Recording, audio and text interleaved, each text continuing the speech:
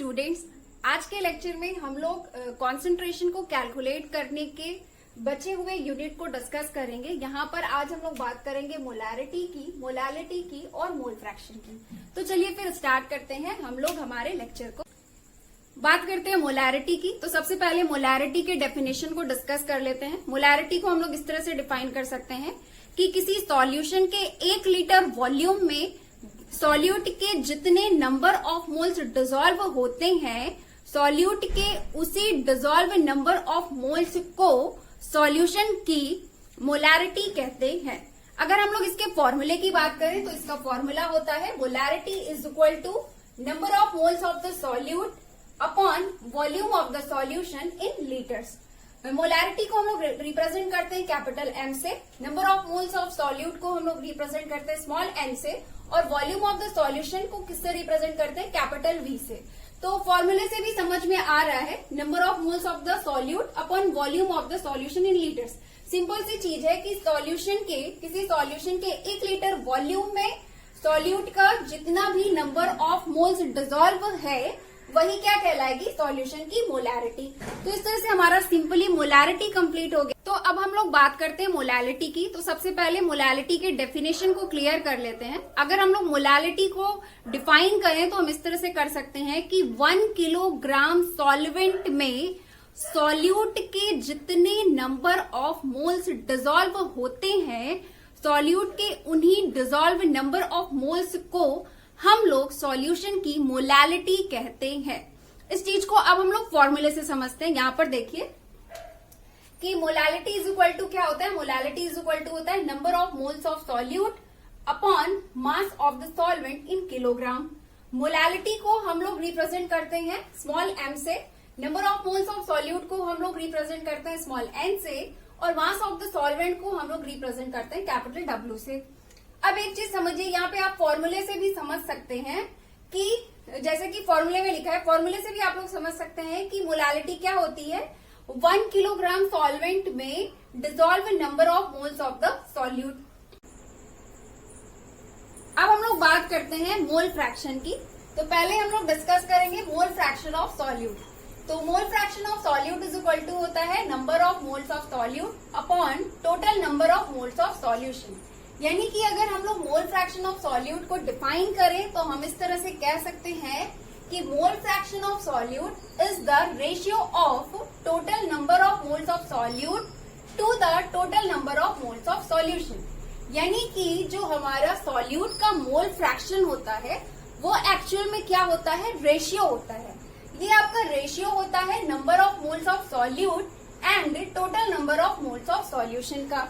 यहाँ पर हम लोग मोल फ्रैक्शन ऑफ सॉल्यूट को रिप्रेजेंट कर रहे हैं काई ए से, और सॉल्यूट के नंबर ऑफ मोल्स को हम लोग रिप्रेजेंट कर रहे हैं एन ए से, और यहाँ पर हमने total number of moles of solution की जगह पर रखा है N A plus N B.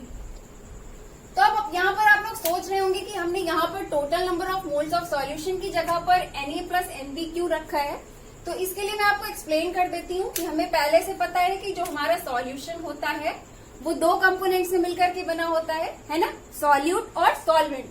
तो यानी कि अगर हमें total number of moles of solution निकालना होगा तो हम लोग कैसे निकालेंगे, उसके लिए हमें सॉल्यूट के नंबर ऑफ मोल्स में ऐड करना पड़ेगा सॉल्वेंट के नंबर ऑफ मोल्स को, है ना।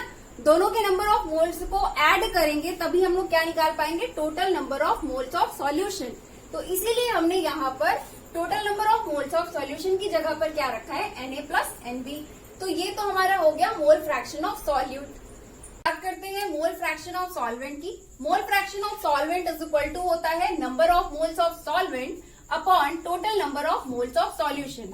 यानी कि अगर हम लोग मोल फ्रैक्शन ऑफ सॉल्वेंट को डिफाइन करें तो हम क्या बोल सकते हैं, वहां पे हम यहाँ पे कह सकते हैं कि mole fraction of the solvent is the ratio of number of moles of the solvent to the number of moles of the solution।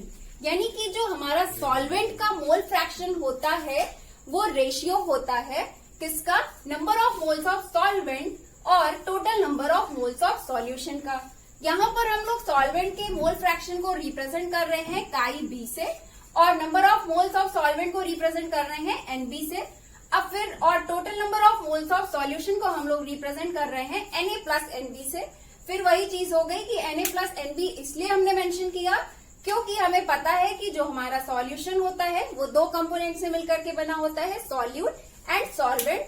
तो ऑब्वियस सी बात है कि जो total number of moles of solution होगा वो कैसे कैलकुलेट होगा, उसको कैलकुलेट करने के लिए हम लोग सॉल्यूट के नंबर ऑफ मोल्स और सॉल्वेंट के नंबर ऑफ मोल्स को आपस में ऐड करेंगे, जिससे हमारा क्या निकलेगा, जिससे हमारा निकलेगा total number of moles of solution. तो इसीलिए हमने यहाँ पे total number of moles of solution की जगह पे क्या रखा है, Na प्लस NB। Na हमारा क्या है, number of moles of solute है, और NB हमारा क्या है, number of moles of solvent है। अब मैं आपको एक पॉइंट और बताना चाहती हूँ, वो ये है कि हमारा जो सॉल्यूट का मोल फ्रैक्शन होता है प्लस सॉल्वेंट का मोल फ्रैक्शन होता है, ये हमारा इक्वल होता है 1 के।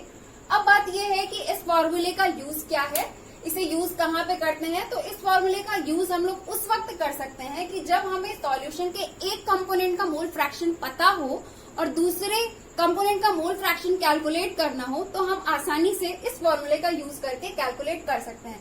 मान लीजिए यहाँ पे हमें क्या था, सॉल्वेंट का मोल फ्रैक्शन पता था और हमें सॉल्यूट का मोल फ्रैक्शन कैलकुलेट करना था, तो हमने क्या किया, हमने सिंपली रख दिया chi A is equal to 1 minus chi B, है ना। तो ये हमारा यहाँ पर जो है मोल फ्रैक्शन भी कंप्लीट हो गया है। तो अब हम लोग मिलते हैं नेक्स्ट लेक्चर में। Have a nice day, thank you so much.